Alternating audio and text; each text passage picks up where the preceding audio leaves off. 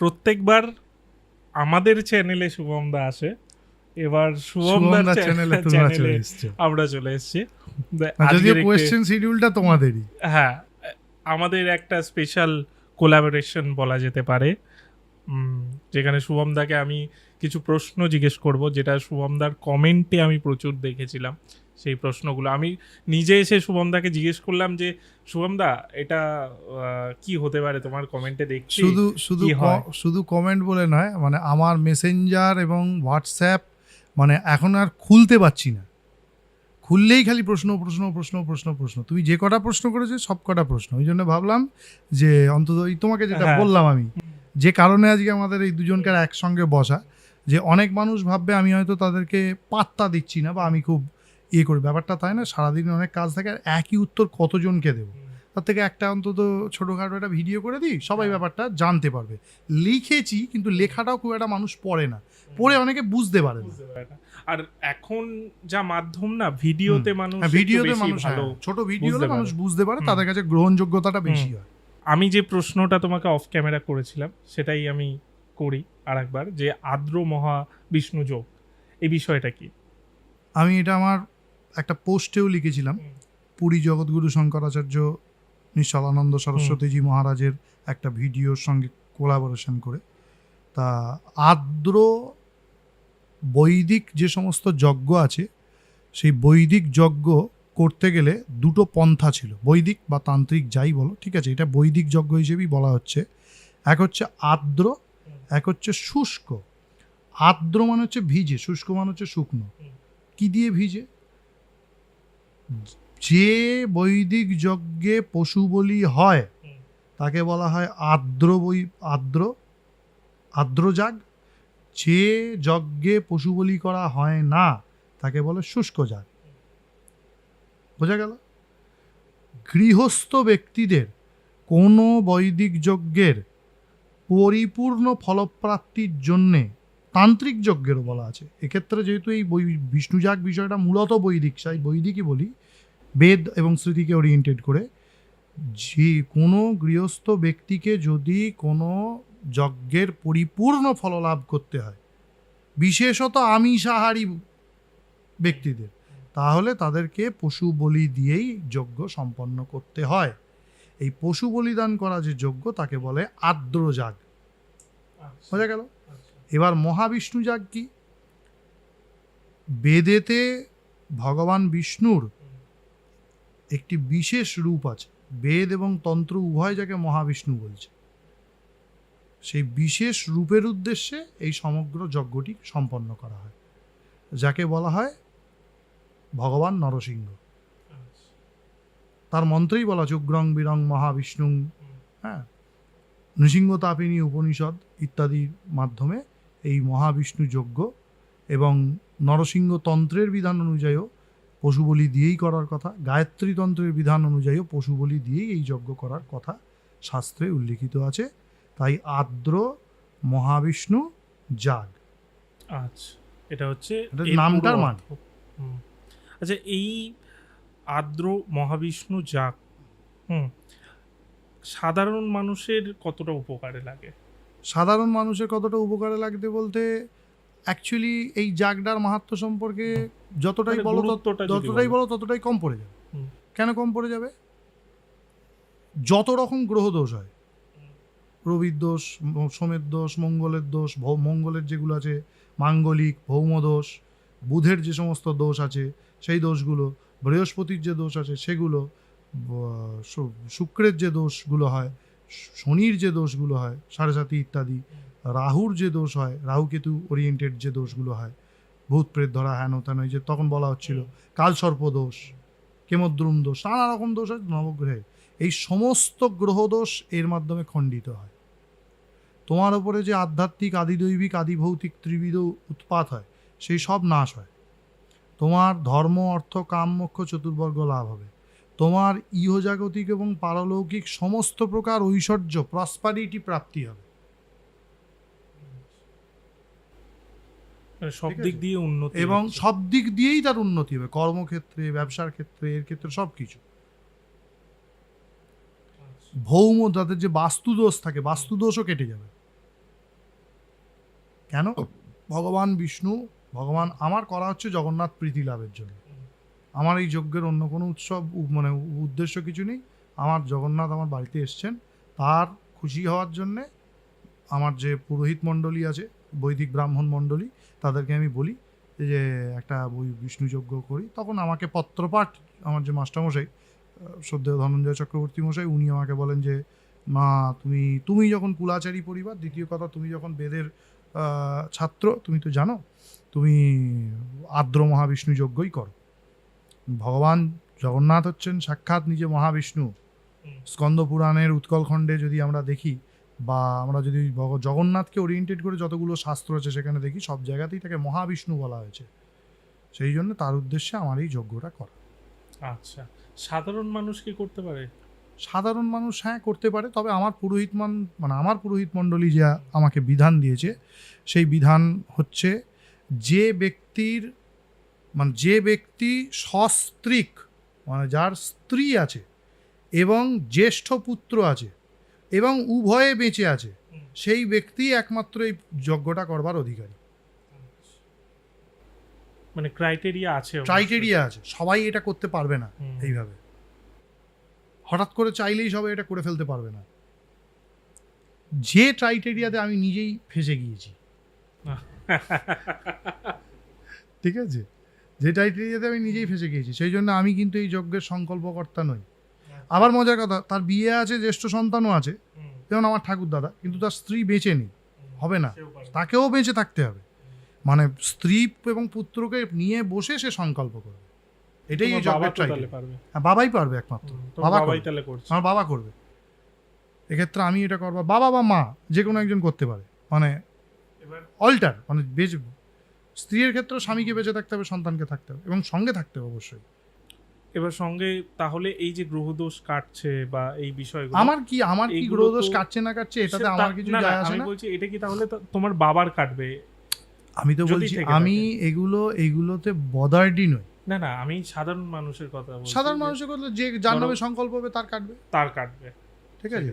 আমার এই যজ্ঞটার মূল উদ্দেশ্য হচ্ছে জগন্নাথ প্রীতি লাভ কাম। আচ্ছা, জগন্নাথের প্রীতি ছাড়া আমার কোনো উদ্দেশ্য এখানে নেই। এবার তুমি এসে আমাকে বললে, এত বড় যজ্ঞ, তুমি এসে আমাকে বললে যে শুভম আমার এই তো আছে, তুমি জানো, তুমি আমাকে একটুখানি, আমি একটু পুজো দিয়ে দিচ্ছি, তুমি আমার উদ্দেশ্যে একটু আহুতি দিয়ে দাও তো। কারণ যজ্ঞটা হচ্ছে সংকল্প তো মূল হয়েছে, পুরোহিতরাও হচ্ছে আহুতি হবে, সেখানে আমি তোমার জন্য আলাদা করে একটা ব্যবস্থা করে আহুতি দিয়ে দিলাম পুরোহিতদের দ্বারা, পৃথক সংকল্প করি, তাতে তার লাভ। কারণ আজকালকার বাজারে একটা মহাবিষ্ণু যজ্ঞ করতে গেলে কিছু না হলো প্রায় 1 লক্ষ টাকা খরচা হয়, প্রায় 19-20 কিছু, ঠিক আছে। তো এই 1 লক্ষ টাকাও যদি তুমি আমাকে এনে দিয়ে বলো না যে না শুভম, তুমি, আমি 1 লক্ষ টাকা তোমায় দিচ্ছি, তুমি একটু যজ্ঞটা করো, তো হবে না, ক্রাইটেরিয়াতে আসবে না। অনেক কিছু ব্যাপার আছে। একটা ক্রাইটেরিয়া প্রথম বললাম যজমান, যে হতে হবে তাকে সৎস্ত্রী সপুত্রক হতে পারে। এর বাইরেও সংক্ষেপে মহাবিষ্ণু যাগ হয়, কিন্তু মহাবিষ্ণু যাগটা মহাবিষ্ণু যাগই, মহা মানে সেটা মহা বিশাল তার আয়তন। আচ্ছা, একটা বিষয় আমি যজ্ঞর ক্ষেত্রে দেখি, এটা সিনেমা বলো বা যে কোনো ইউটিউব ভিডিও দেখি, যে অনেক পুরোহিত মিলে বসে যজ্ঞ করছে, এটাও কি সেরকম? হ্যাঁ, এটা সেরকমই একটা যজ্ঞ। এই যজ্ঞটাতে 4টে বেদের 4টে পুরোহিত লাগে। আমাদের এখানে অথর্ব বেদের পুরোহিত পাওয়া যায় না, ঋগ বৈদিক ব্রাহ্মণ লাগবে, সাম বৈদিক ব্রাহ্মণ লাগবে, যজুর বৈদিক ব্রাহ্মণ লাগবে, এবং অথর্ব বৈদিক ব্রাহ্মণ এখানে হয় না। অথর্ব বৈদিক ব্রাহ্মণ, সেই জন্য শুক্ল যজুর্বেদী ব্রাহ্মণ, কৃষ্ণ যজুর্বেদী ব্রাহ্মণ, 2 রকম হয়ে গেল। 2 রকম হতে হবে। মজার কথা হচ্ছে, তুমি যদি মনে করো যে রাস্তায় একটা পুরুষ তুলে নিয়ে এসে বিয়ে দেবো, তারা হয়তো বিয়ে হয়নি, তাদেরকেও কিন্তু সেম ক্যাটাগরি মেনটেন করতে হবে। সপত্নীক, সদার অপত্য, স্ত্রী সন্তান সমেত, নচেত যারা পুজো করছে তাদেরও সেম ক্রাইটেরিয়া মেনটেন করতে নালে হবে না। আচ্ছা, 4 জন তো থাকলোই, এছাড়া সদস্য ব্রাহ্মণ, পার্ষদ ব্রাহ্মণ ইত্যাদি থাকবে, পূজক থাকবে না একজন আলাদা। হ্যাঁ, এক্ষেত্রে আমার পূজার কাজটা মলয়দা করবে। হ্যাঁ, মলয়দা সস্ত্রীক নয়, আর মলয়দার শরীর অতক্ষণ নেবে না, বসবে না। মলয়দা বললো আমি ভগবানের পূজাটা করে দেবো, পুজো বলিদান যা আছে আমি করে দেবো, আর বাকি আমার যে মাস্টারমশাই আছে যজুর্বেদের ব্রাহ্মণ অধ্যাপক ধনঞ্জয় চক্রবর্তী, বা আমার যে পিসেমশাই আছে পিনাকি ভট্টাচার্য, বা আমার যে ইন্দ্রনাথ ভট্টাচার্য আছে, আমার এক দাদা, আর এক দাদা আছে বিপ্লব চক্রবর্তী, এরা এই বাকি যজ্ঞর অংশগুলো। আর সদস্য হিসেবে অর্ণব চক্রবর্তী বলে আমার এক দাদা আছে, হ্যাঁ, তারপরে সায়ন আছে, ওই সায়ন আচ্ছা, চক্রবর্তী, হ্যাঁ, এরা হ্যাঁ, সব সদস্য হিসেবে, সদস্য আচ্ছা। ব্রাহ্মণ হিসেবে সঙ্গে থাকবে। আচ্ছা, আরও আছে, আমি এখানে হ্যাঁ। সব বিস্তারিত বলছি না, এবং প্রত্যেকেই কিন্তু সপত্নীক। তুমি একটা সদস্য ব্রাহ্মণরা সপত্নীক না হলেও হুম। ত্রুটি নেই, কিন্তু যাজ্ঞিক ব্রাহ্মণরা যারা মেন মেন যজ্ঞে বসবে তাদেরকে সপত্নীক হতেই হবে। হতেই হবে। হুম।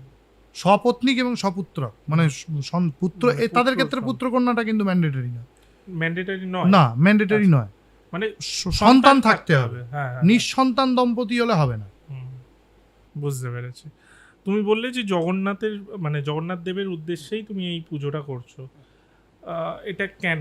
জগন্নাথ দেবের উদ্দেশ্যে পুজোটা করার কারণটা হচ্ছে মহাপ্রভু আমার প্রাণের ধন, ঠিক আছে, আমার প্রাণবল্লভ, আমার ঠাকুরের নাম। তা যদি নামটা আমার দেয়া না, নামটা সুদীর্ঘকাল থেকে যার যে ঠাকুর প্রতিষ্ঠা করেছিল সেখান থেকেই নাম এসছে, রুক্মিণী প্রাণবল্লভ, শর্ট করে বলা হয় রুক্মিণী প্রাণবল্লভ। তা মহাপ্রভু হচ্ছেন নিজেই সমস্ত দেবতার স্বরূপ।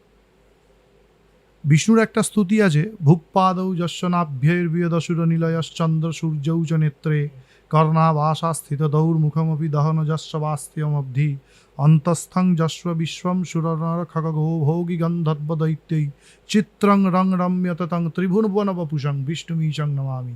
একবার ত্রিভুবনবপুষম, ঠিক আছে। মহাপ্রভু জগন্নাথ হচ্ছেন সাক্ষাৎ ব্রহ্ম। ওনার মধ্যে প্রথমে আসি, ওনাকে বলা হয় গ্রহরূপী জনার্দন। কেন গ্রহরূপী জনার্দন? জগন্নাথ মহাপ্রভুর যে বেদিটা থাকে সেখানে 1,00,000 শালগ্রাম থাকে, রত্নবেদী বলে।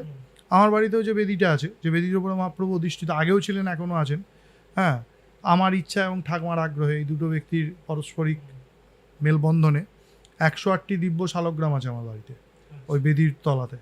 এবং 108টি শালগ্রামের ওপরে মহাপ্রভুর অর্চা বিগ্রহ এবং দ্বার বিগ্রহ প্রতিষ্ঠিত, ঠিক আছে।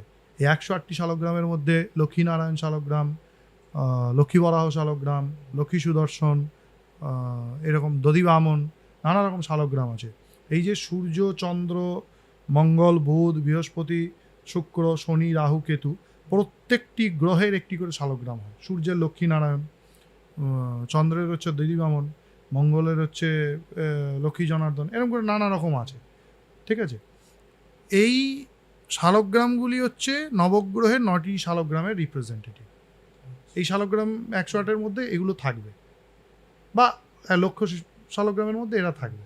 তাহলে হয়ে গেল নবগ্রহের, নবগ্রহকে শালগ্রাম পূজা যে করতে হয় নবগ্রহ শান্তির জন্য, সেটা এদের মিটে যায়।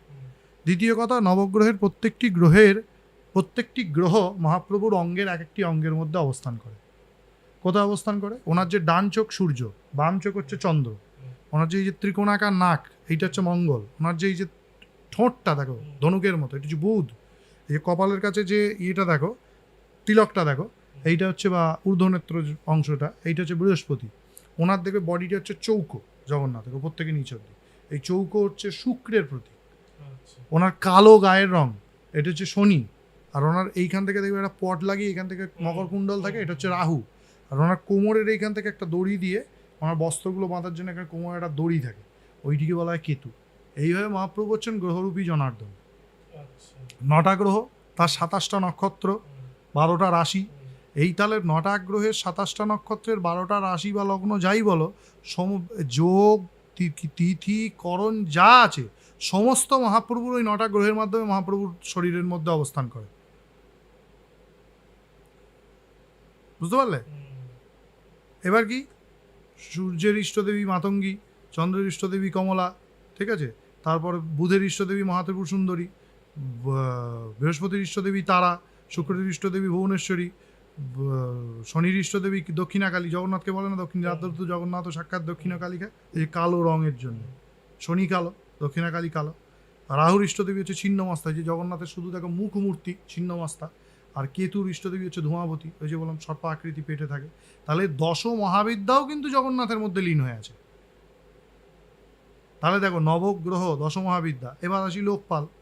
যদি তুমি নবগ্রহের অধিদেবতা প্রত্যধিদেবতা দেখো, তাহলে দেখবে রবির ক্ষেত্রে আছে শিব এবং অগ্নি, চন্দ্রের ক্ষেত্রে আছে বরুণদেব এবং হচ্ছে উমা পার্বতী, মঙ্গলের ক্ষেত্রে আছে পৃথিবী এবং হচ্ছে কার্তিক, বুধের ক্ষেত্রে আছে বিষ্ণু এবং নারায়ণ, বৃহস্পতির ক্ষেত্রে আছে ইন্দ্র এবং ব্রহ্মা, শুক্রের ক্ষেত্রে আছে ইন্দ্র এবং ইন্দ্রপত্নী শচী দেবী, শনির ক্ষেত্রে আছে যম এবং প্রজাপতি ব্রহ্মা, রাহুর ক্ষেত্রে আছে হচ্ছে কাল এবং সর্প, কেতুর ক্ষেত্রে আছে হচ্ছে চিত্রগুপ্ত আর ব্রহ্মা।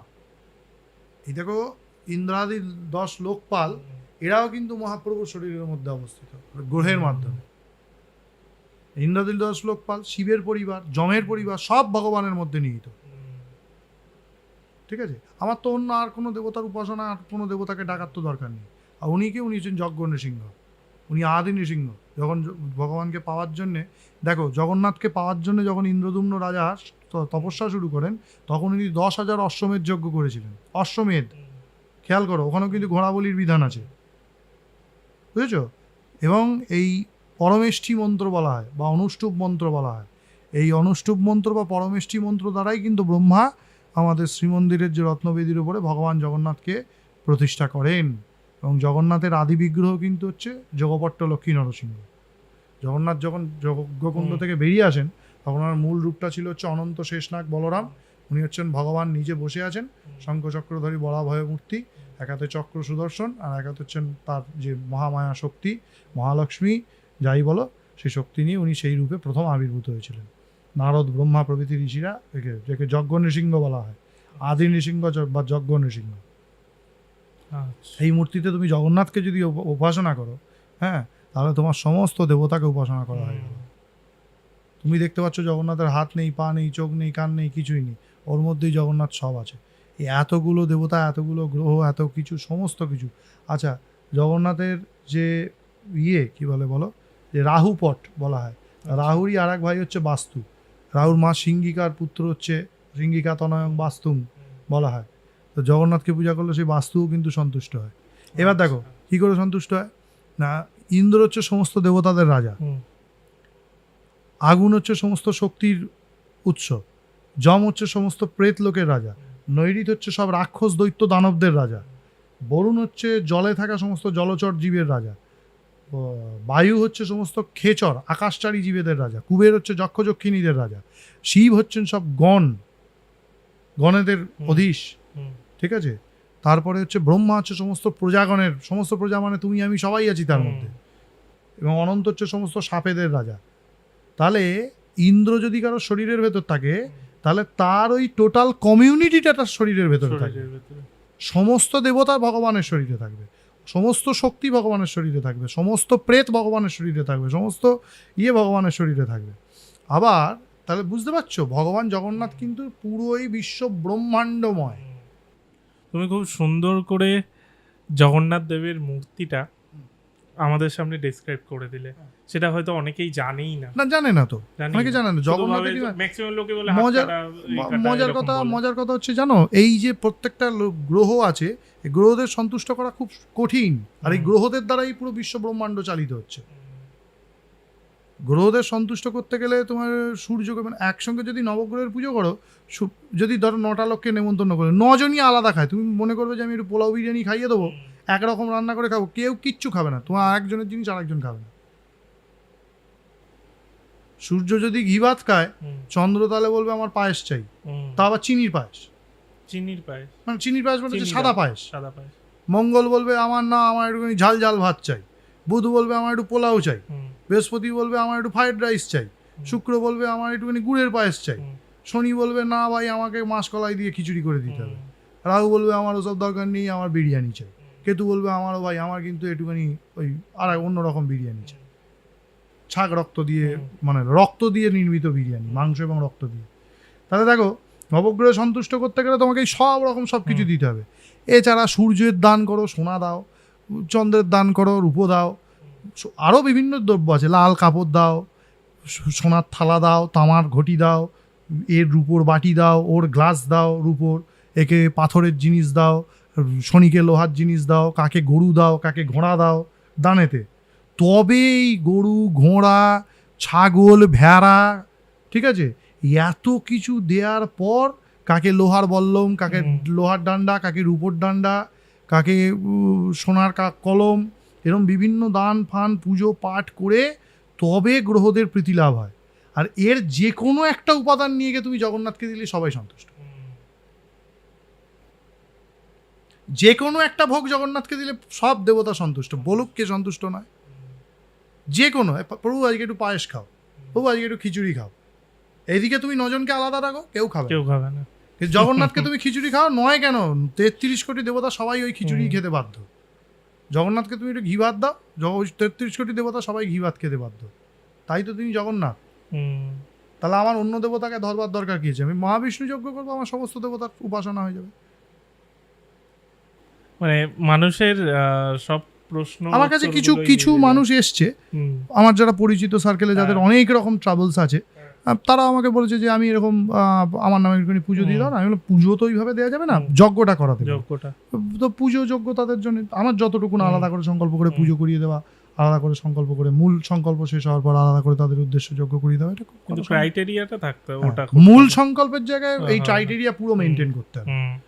ওটাই মানে আশা করছি। একটা জিনিস চিন্তা করো, আজকালকার দিনে 4টে বেদের পুরোহিত লাগবে, ঋগ্বেদ, যজুর্বেদ, শুক্ল যজু, কৃষ্ণ যজু, সামবেদ। খুবই চাপ, এটাই সব থেকে চাপের বিষয়। এবং তাদের এতগুলো ক্রাইটেরিয়া মেনটেন করতে হবে। এবং পুরো অনুষ্ঠানটা হচ্ছে ব্রাহ্মণ পরিচালিত। এখানে ভোগ রাঁধবে ব্রাহ্মণে, এখানে পুজোর জোগাড় করবে ব্রাহ্মণে, এখানে নৈবেদ্য করবে ব্রাহ্মণে, এখানে পুজো করবে ব্রাহ্মণে, সমস্তটাই হচ্ছে ব্রাহ্মণ পরিচালিত। আমি নিজেই অর্ধেক জিনিসে হাত দেবো না, বুঝেছো? আমি যজমান হিসেবে আমার নিজেরই অনেক জিনিসে হাত দেওয়ার অধিকার নেই। আমার বাবা দিতে পারবে, আমি পারবো না। ওই যে তোমাকে বললাম, ব্রাহ্মণের তুমি যজমানকে আবার বিয়ে করতে হবে, তার সন্তান থাকতে হবে, এই করতে হবে। দর্শকের পুরো প্রশ্নটার উত্তরটাই হয়তো এই মাধ্যমে পেয়ে গেল। আর সাথে সেটাই চেষ্টা করা হলো, যে এত সুন্দর ডিসক্রাইব করলে তুমি, সেটা তো উপরই পাওনা আমি বলতে পারি। আশা করছি এটা পডকাস্ট বলবো না, এই ছোট্ট অনুষ্ঠানটি খুব ভালো লাগবে দর্শকের। আর তাদের উদ্দেশ্যে জানানোর জন্যই আমাকে আর তোমাকে এক জায়গায় বসতে হবে। ভালো হলো তুমি আমার কোশ্চেনগুলো করলে, তাই বিষয়টা সকলকে আমি শেয়ার করতে পারলাম। কারণ আমার মুখ থেকে তো লোকে এইভাবে শুনতে পাচ্ছে না, এখানে শুনে নিল। তোমার চ্যানেলেও একটা কোল্যাব হয়ে গেল, তোমার কাছে কৃতজ্ঞ রইলাম এই বিষয়টা। না সেরকম কোনো ব্যাপার নেই। ব্যাপারটা হচ্ছে যে খুব তাড়াতাড়ি, আমিও বলে দিই দর্শকদের, নয় আবার জিজ্ঞেস করবে, এটা এই সপ্তাহে তুমি, এই সপ্তাহে আর তো সময় নেই, 14 তারিখে যজ্ঞ, শনিবার 14 তারিখে যজ্ঞ। খুব তাড়াতাড়ি বলির এপিসোডটাও আসছে, আপনারা চিন্তা করবেন না। আরো অনেক দশমহাবিদ্যার লোকে আবার তলায় গিয়ে লিখছে আমাদের প্রশ্ন নিলেন, উত্তর দিলেন না। দশমহাবিদ্যারও এপিসোড আসছে, যে প্রশ্নগুলো নেওয়া হয়েছে সব উত্তর দিয়েছে শুভমদা, প্লাস আর একটা এক্সট্রা এপিসোড যেখানে সারপ্রাইজ আছে, ওটা আজকে বলবো না, যেটা আজকে শুট হয়েছে। হ্যাঁ, তো সেটা নতুন ভাবে শুভমদাকে পাবেন আপনারা, যেটা আগে দেখেননি হয়তো। যাই হোক, কেমন লাগলো আপনারা জানান এই ছোট্ট এপিসোডটি আমাদের, বা ছোট্ট পডকাস্টে যাই বলবেন, কোলাবোরেশন এপিসোড। হ্যাঁ, তো কেমন লাগলো জানান কমেন্টে। আর এরকম এপিসোড শুভমদা এটাও কিন্তু দর্শকের কোশ্চেন নিয়েই করা হয়েছে। হ্যাঁ, এটাও কিন্তু দর্শকের কোশ্চেন নিয়ে এটা করা হয়েছে।